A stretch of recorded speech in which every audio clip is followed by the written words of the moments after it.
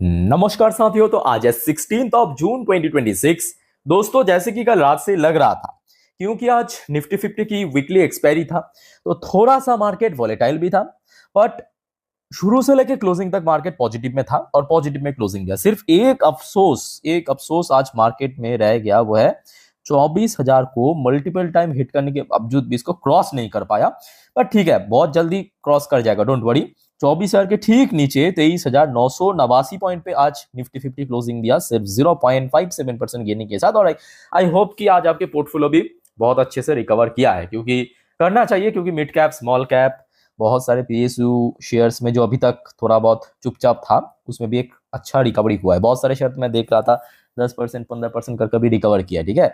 अच्छा, दूसरी तरफ आज बैंक निफ्टी में कोई बहुत खास तेजी नहीं था, बट ये भी फैक्ट है कि बैंक निफ्टी आज 57,000 के नीचे एक मिनट के लिए भी स्लिप नहीं किया। मतलब जो इंटरडे लो टच किया 57,000 की ऊपर ही, और अपर साइड में 57,400 के अराउंड एक रेजिस्टेंस फेस किया और लगभग उसी लेवल के आसपास क्लोजिंग दे दिया।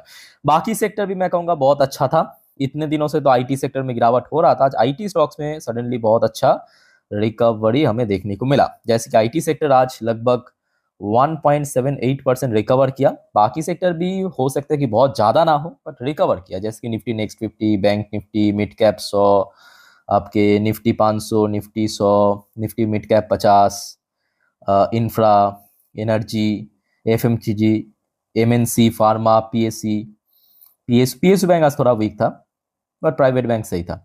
अच्छा, ऑटो सेक्टर में थोड़ा बहुत करेक्शन हुआ, बहुत ज्यादा नहीं। मेटल सेक्टर भी थोड़ा बहुत वीकनेस था because of Vedanta. Otherwise Nifty, small cap वगैरह, फाइनेंशियल सर्विस सेक्टर सब मोस्टली पॉजिटिव में था, पॉजिटिव में क्लोजिंग गया। ठीक है। तो आज कहीं ना कहीं मार्केट की जो मैं कहूँगा हाव भाव था, सुबह से काफी अच्छा था, क्लोजिंग भी अच्छा है। अच्छा, कल रात में तो हमने देखा था यूएस मार्केट भी काफी बढ़िया मूड में था, जहां पे डॉ Jones life time high hit करने के साथ साथ लगभग उसी लेवल पे क्लोजिंग दिया। नैस्डैक कंपोजिट की पोजीशन और भी बेहतर था, लगभग 3% ऊपर आके क्लोजिंग दिया।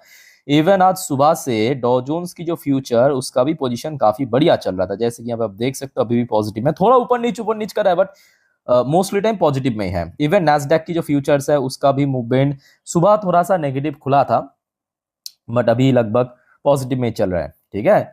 अच्छा, बाकी एशियन पैसिफिक बाजार की अगर हम बात करें, तो जापानीज मार्केट में आज थोड़ा सा करेक्शन था, थोड़ा सा, मतलब बहुत ज्यादा नहीं, वही थोड़ा बहुत। टीपीएक्स 100, टीपीएक्स 500, निक्कई वगैरह थोड़ा थोड़ा करके करेक्शन हुआ, वही पॉइंट समथिंग। बाकी चाइनीज मार्केट भी थोड़ा बहुत वीकनेस था, बहुत बड़ा कोई गिरावट नहीं हुआ। हांगकांग की मार्केट में भी थोड़ा बहुत वीकनेस था, 1-1.5% के अराउंड। साउथ कोरियन मार्केट उस पॉइंट ऑफ व्यू से काफी अच्छा था। कॉस्डेक्स के अलावा KRX 100, कॉस्पी के सारे इंडेक्स, कॉस्पी 2, कॉस्पी 50, सब 2-2, 2.5% करके रिकवर किया। इंडियन मार्केट भी आज अच्छा था। ताइवानिश मार्केट रिकवर किया, Australian market kind of flat था। ये खचरा भी आज रिकवर किया है। न्यूजीलैंड की मार्केट भी आधा % के आसपास रिकवर किया। मलेशियन मार्केट, इंडोनेशियन मार्केट बहुत, मतलब अलग ही बीस्ट मोड में चल रहा था। Singapore market, Thai market mostly आज पॉजिटिव में क्लोजिंग गया। ठीक है, एक आध आपकी जापानीज चाइनीज मार्केट के अलावा। ओके, सो कल रात में जहां पे हमने क्रूड ऑयल की प्राइस देखा था, कहां पे याद कीजिए, $82-83 पर बैरल, है कि नहीं। अब जैसे जैसे जियोपॉलिटिकल टेंशन कम होता जा रहा है, वैसे वैसे जो ब्रेन क्रूड की भाव है, वो भी इंटरनेशनल मार्केट से गिरता जा रहा है। जैसे कि अभी भी आप देख सकते हो, ऑलमोस्ट 80 को क्रॉस नहीं किया। बहुत जल्दी आशा रखता हूँ कि जो सुनने को आ रहा है कि फ्राइडे शायद पीस डील ऑफिशियली साइन हो जाएगा, होने के बाद मोस्ट प्रॉब्ली ये 80 के नीचे भी आ जाएगा। ठीक है। तो अभी तो फिलहाल 81 के आसपास चल रहा है, मतलब कल रात में जहां पे क्लोजिंग थी वहां से फिर भी 2.5% नीचे। अच्छा, क्योंकि ऑयल प्राइस यहाँ पे गिर रहा है, तो अभी गोल्ड रिकवर करेगा। गोल्ड भी थोड़ा थोड़ा रिकवर किया, सिल्वर भी थोड़ा थोड़ा रिकवर कर रहा है। ठीक है, बहुत ज्यादा नहीं, बट रिकवर कर रहा है। अच्छा, इंडियन करेंसी की वैल्यूएशन में भी एक ड्रास्टिक चेंजेस देखने को मिला लास्ट 2 दिन से ही। अभी फिलहाल 94.50 पे चल रहा है। बहुत सारे लोग कहते हैं कि सर, क्या ये जो इंडियन करेंसी की वैल्यूएशन जो ये वॉर शुरू होने से पहले जिस लेवल पे था, यानी अराउंड आप कह सकते हो कि कहाँ पे था, वही 90-91 के आसपास, क्या पॉसिबल है वहां पे पहुंचना? देखिए, उतना नीचे आना पॉसिबल नहीं है, मतलब वैल्यूएशन गेन करते करते। बट हाँ, और ₹1 के आसपास ड्रॉप हो सकता है, मतलब प्राइस ड्रॉप हो सकता है, वैल्यूएशन गेन कर सकता है। ठीक है, ₹1 93 के आसपास आना पॉसिबल है, बट उतना नीचे आने का चांस बहुत कम है। ठीक है। अच्छा, चलो दोस्तों, आगे बढ़ते हैं नेक्स्ट टॉपिक पे। बहुत सारे जियोपॉलिटिकल इंसिडेंट एक्चुअली हुआ है कल मिडनाइट से लेके अभी तक।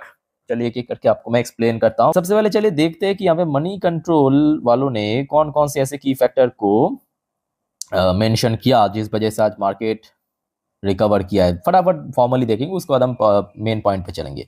अच्छा, सबसे पहला फैक्टर मेंशन किया decline in crude oil, genuine factors है। अच्छा, दूसरा जो फैक्टर मेंशन किया फर्म ग्लोबल क्यूज, बट सुबह से जापानीज मार्केट वगैरह थोड़ा थोड़ा वीक था, अदरवाइज साउथ कोरियन मार्केट, ये सब मार्केट सभी ठीक ठाक चल रहा था।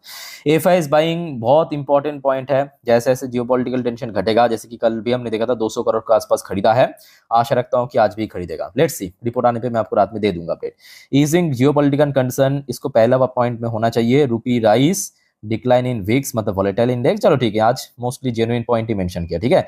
अच्छा दोस्तों, अब आ जाते हैं सबसे पहला डोनाल्ड ट्रंप की तरफ से आज एकदम अर्ली मॉर्निंग पे कुछ स्टेटमेंट आया है ट्रंप से। Iran agree to never have nuclear weapon. तो ट्रंप ने क्लेम किया, ईरान ने एग्री किया है कि ईरान कभी भी न्यूक्लियर हथियार या न्यूक्लियर वेपन नहीं रखेंगे। साथ में दोस्तों, एक कल मिडनाइट से एक न्यूज काफी चर्चे में था, ये जो पिछले 3 साढ़े 3 महीने की वॉर में देखिए ईरान का बहुत नुकसान हुआ, ये तो फैक्ट है। यूएस ने बहुत वहां पे बम्बार्डमेंट किया है, मिसाइल छोड़ा है, तो बहुत नुकसान तो हुआ है, बड़ा बड़ा इंफ्रास्ट्रक्चर सब डैमेज कर दिया, डिस्ट्रॉय कर दिया। सो शायद यूएस ईरान को $300 बिलियन पे कर सकते हैं, मतलब डैमेज पर्पस, रिकवरी पर्पस। सो ट्रम्प ने उस चीज को टोटली काट के क्या कहा कि ये टोटली फेक न्यूज है, ऐसा यूएस कभी नहीं देने वाले हैं $300 बिलियन, ठीक है। अच्छा, उसके बाद आ जाते हैं, उसके ठीक कुछ टाइम बाद आज लगभग दोपहर 12 बजे के आसपास ईरान की तरफ से भी एक खबर मिला। Iran set strict condition for peace deal with US. तो यहाँ पे ईरान अपने तरफ से देखिए एग्री तो किया है कि हम यूएस के साथ पीस डील करेंगे, बट साथ में जो भी कंडीशन था उसको मेंशन करते हुए कहा कि हमारे जो कंडीशन है, हमारा जो डिमांड है, उसको फुलफिल होना चाहिए, तभी हम इस पीस डील पे साइन करेंगे। तो ये तो यूएस भी ऑलरेडी एग्री कर चुके हैं, दोनों पक्ष यहाँ पे एग्री कर चुके हैं। फिर आ जाए तो दोस्तों, ये आज मतलब कुछ टाइम पहले की अपडेट है, आप टाइम बाय टाइम देखिए, 3:44 अराउंड 3:45 की अपडेट है। फिर डोनाल्ड ट्रंप ने आके कहा, ट्रंप से Iran deal should be successful, reject claim of US funding for Iran, मतलब तेहरान, ठीक है। एग्जैक्टली उन्होंने क्या कहा मैं आपको थोड़ा सा, क्योंकि आपको पता होगा अभी यहाँ पे डोनाल्ड ट्रंप जो है अभी फ्रांस में है, फ्रांस में G7 मीटिंग अटेंड करने के लिए वहां पे है।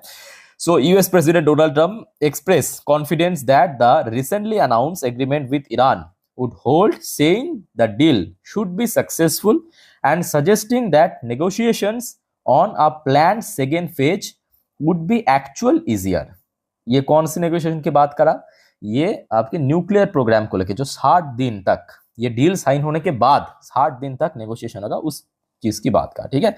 उसके बाद ईरान की फॉरेन मिनिस्टर अरगची, इन्होंने भी कंफर्म किया है दोबारा, ईरान एफएम से final US Iran talk likely to begin Friday. जो कल मिडनाइट से ही बार बार डोनाल्ड ट्रंप क्लेम कर रहा था, यूएस के ऑफिशियल ने क्लेम कर रहा था कि फ्राइडे हो जाएगा, इस चीज को कंफर्म किया है ईरान की फॉरेन मिनिस्टर अरगची ने। से war effectively ended on Monday, ठीक है, यहां तक क्लियर हो चुका। इन्होंने एग्जैक्टली क्या कहा मैं आपको थोड़ा सा शॉर्ट में पढ़ के समझा देता हूं, तो आपको बेटर समझ आएगा। देखिए, likely on Friday at a location to be determined. तो इन्होंने कौन सी लोकेशन पे ये डील साइन होगा, क्योंकि यूएस की तरफ से कहा गया था दोहा, दोहा मतलब कतार की कैपिटल सिटी, बट वो कंफर्म नहीं है, इन्होंने कंफर्म नहीं किया। A new round of negotiation between Iran and the United States to reach a final agreement will begin, ठीक है। ये अरगची ने एक मीडिया ब्रीफिंग में इन्होंने कहा, तो कंफर्म हो चुका है दोनों पक्ष की तरफ से, और कोई झमेला नहीं है, और कोई झंझट नहीं है, कोई गोलमाल नहीं है, ठीक है। आप लोग भी कंफर्म है।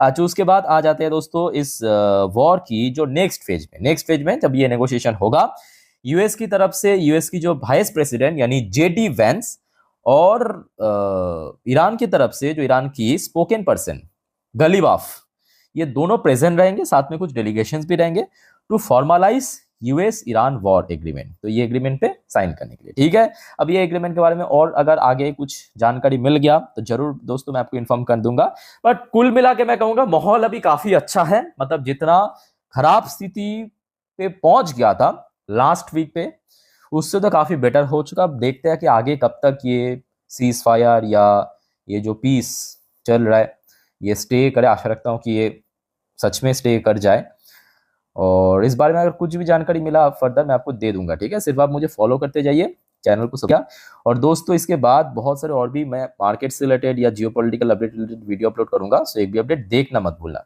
ठीक है। और कोई आपका क्वेरीज है या कंफ्यूजन है, कोई सवाल पूछना है मेरे से, कमेंट करके आप जरूर पूछ सकते हो। सो वाइंड अप करता हूँ वीडियो को। टेक केयर, बाय बाय, जय हिंद।